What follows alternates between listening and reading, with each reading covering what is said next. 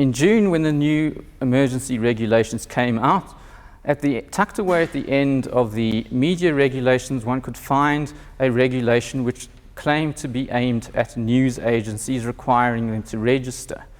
A closer reading of this regulation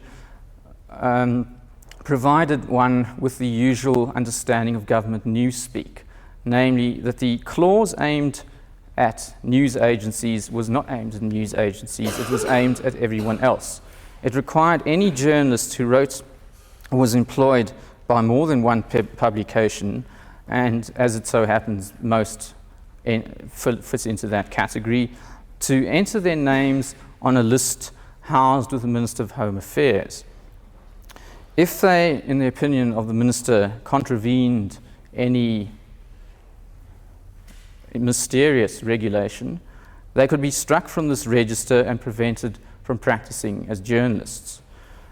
Now, at first, the mainstream press ignored this issue, convinced it was aimed only at alternative news agencies and therefore did not matter.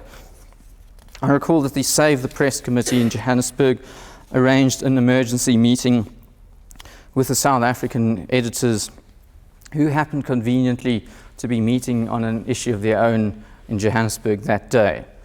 Most chose to send their apologies.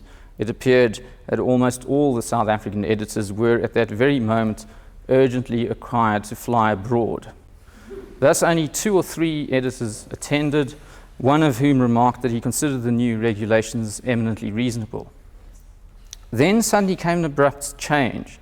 The publishers of the major newspapers asked their lawyers for an opinion on the regulations, were told to their surprise that the registration threat hung over everyone.